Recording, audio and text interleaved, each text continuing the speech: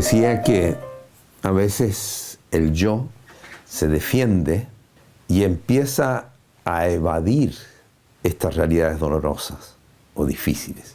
Me desengañó un amigo profundamente. Se me dieron, como decía el padre, una puñalada por la espalda. Me echaron del trabajo, qué sé yo, injustamente.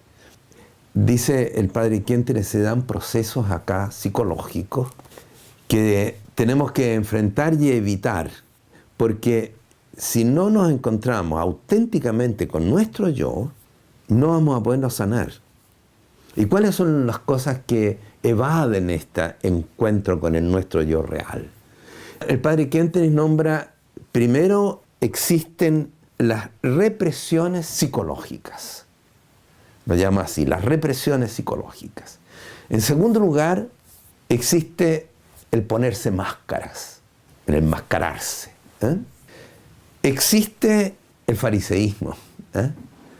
Existen varias cosas de este estilo que hacen que nosotros le echemos, como le diga, tierra al asunto, nos desentendamos, creamos que ya lo olvidamos, pero no lo olvidamos, ¿no es cierto? Nosotros tenemos que enfrentar al yo real. Si yo reprimo partes de mi yo, por ejemplo, dice el padre Quentin, a veces no queremos ser seres corpóreos, no queremos ser seres sexuados, no queremos ser seres que tenemos que convivir con otros. Y entonces inhibimos esa necesidad, como si yo no necesitara de los demás, como si yo no tuviera pulsiones instintivas en mi alma, digamos, y no las sé manejar. Entonces se recurre a reprimir y no sabemos encauzar esa realidad a veces difícil que hay en nuestra vida, en nuestro interior, en nuestro yo. No nos perdonamos, digamos, sentir esto o tener esta atracción. La represión psicológica es algo a veces muy fuerte, muy real. La ascética antigua funcionaba mucho con la represión, porque era cuestión de inteligencia, saber qué es bueno o malo, esto no es bueno, ¿no es cierto? Lo reprimo, pero no lo educo, no lo asumo y no lo sano. Yo les di textos acá, varios que ustedes pueden leer más en detalle, porque si no nos demoraríamos no sé cuánto. Lo segundo que el padre Quentin lo recalca mucho es el ponerse máscaras. Jugamos el rol de alguien. Dice, a veces estamos, el padre usa esa expresión como en un baile de máscaras, ¿no es cierto? Nadie es lo que es lo que aparenta. Aparenta ser otro. Habla, por ejemplo, de el que se pone la máscara de la autoridad. Entonces, yo soy la autoridad y encubre toda su debilidad o inseguridad. ¿Cómo se aferra a las normas? Se aferra a lo objetivo, entre comillas, ¿no es cierto? No es real esa persona. O el que asume, dice, también trae el ejemplo del rol del profesor, está ahí enseñando, es el que sabe. Son todas subterfugios para encubrir nuestras debilidades, nuestras fallas, nuestro yo real. Y por lo tanto el yo sigue enfermo. Asumimos roles, o sea, hay muchas cosas, ustedes pueden verlas ahí en los textos. ¿A qué conduce todo ese engaño, autoengaño? Y tratamos de engañar a los demás también. A veces no lo logramos engañar porque uno se da cuenta. Esa persona no es transparente. Dice, ¿en qué se cae? Se cae ineludiblemente en las compensaciones. Porque la tensión interior, esta presión de saberme que he caído, que soy tal, de tal manera, digamos, que no debiera haber hecho, etcétera, etcétera, que me porté mal, lo encubro. Pero me queda una intranquilidad, me queda una conciencia de culpa también.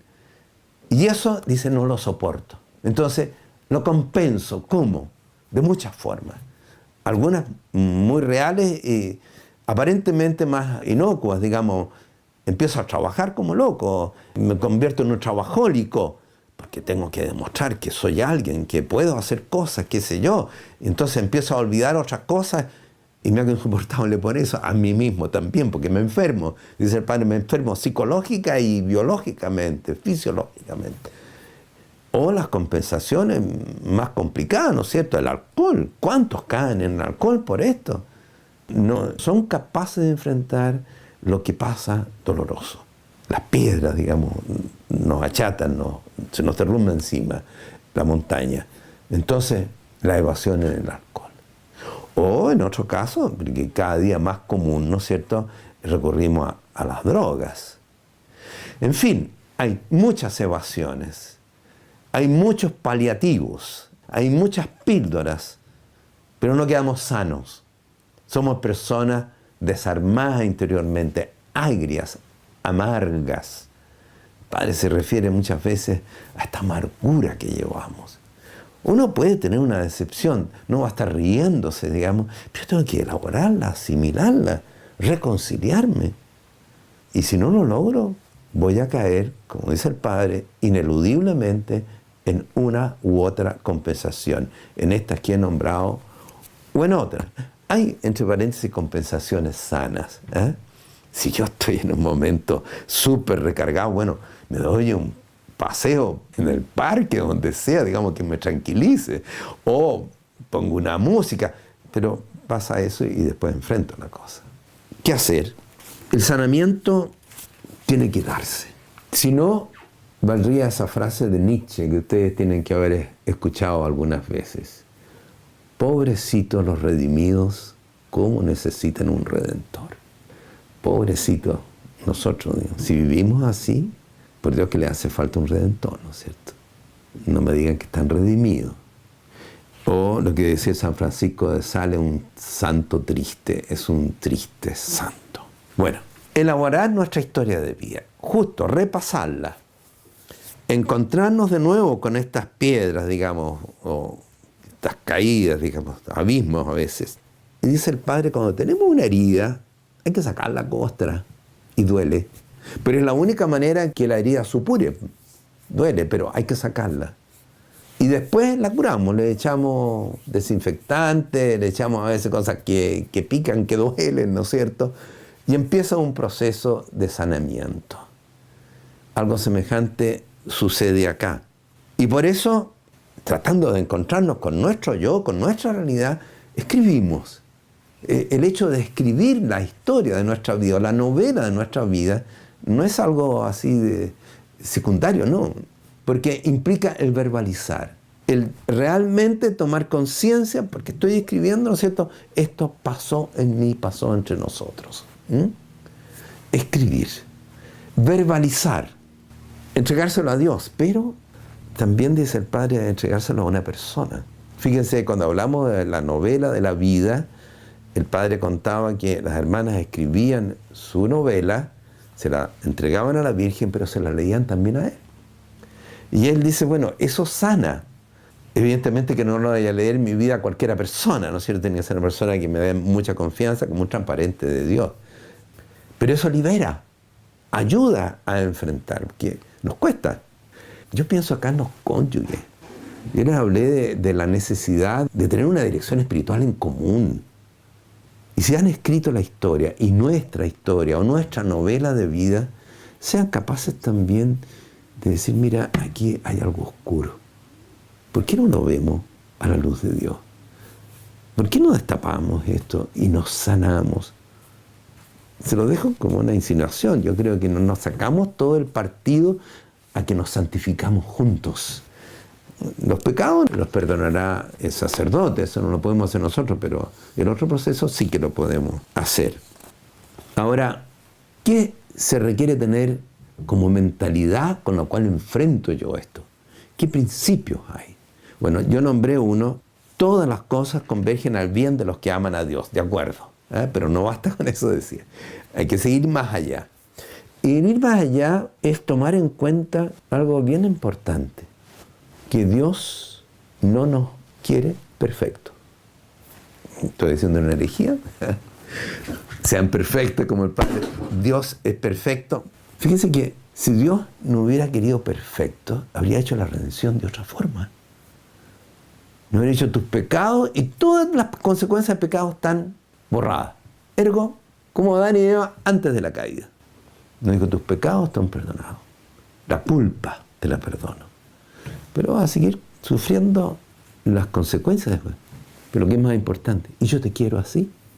Yo te quiero como eres, con tus debilidades.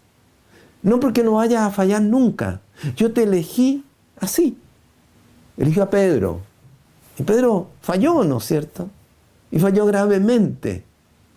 Y a cada uno de nosotros el Señor nos ama, nos elige y se vale de nosotros como seres imperfectos, que quieren ser perfectos, que luchan por esa perfección que es la del Padre Dios, ¿no? O sea, sean misericordiosos como el Padre Dios es misericordioso, hagan salir su sol sobre buenos y malos.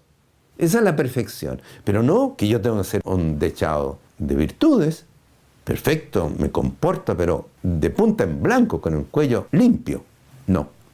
Y si trato de hacerlo, me voy a enfermar. Dice el padre, hay muchos histéricos, ¿eh? También en los conventos, dice. Porque esta espiritualidad, digamos que hay que aspirar a la perfección, hay que ir practicando virtud por virtud hasta que yo soy perfecto. No. Nosotros fuimos llamados a ser hijos queridos por el Padre Dios. Y Él nos quiere así. Y el Padre quien te va a decir una y otra vez, Dios nos ama no porque seamos nosotros buenos, sino porque Él es bueno. Y es una cosa que Él trae una y otra vez a colación, la cena de Pablo, cuando le dice, quítame este ángel de Satanás que me abofetea. Y el Señor le dice, no, te lo voy a dejar. Porque en tu debilidad se va a manifestar mi fuerza, mi poder. En tu debilidad. O sea, el pobre Pablo siguió. No sabemos qué es lo que tenía, digamos. Puede haber sido una enfermedad, lo que sea. Esto nos hace ver la historia con más tranquilidad, con más paz, digamos. Dios me quiere como yo soy. Y si yo caigo, me tiende la mano, me perdona. Pero me perdona realmente. Me reconcilio con Él. Y Él se reconcilia conmigo también. Y así caminamos por la vida. Eso yo creo que no lo trabajamos demasiado, ¿eh? Y estamos deudores de un ser perfecto, un hijo perfecto. No, perfectos hijos, sí. Y eso significa querendones de Dios, apegados a Dios, confiando en Dios, creyendo en su poder y en su bondad y en su misericordia. Y que Él va a hacer también con nosotros grandes cosas. Y que nosotros, en la medida que podamos, vamos a tratar de portarnos bien, de hacer su voluntad, pero por amor filial. No porque hay que ser perfecto. ¿Entiendes que hay una diferencia ahí? Es un tema bien profundo este que toca el Padre Quien y que nos enseña a vivir bien. La última parte de esta cuarta sesión vamos a dedicarla expresamente a otro capítulo que es digerir nuestra debilidad, especialmente digerir nuestras culpas y integrarlos de tal manera que seamos personas siempre felices, con paz.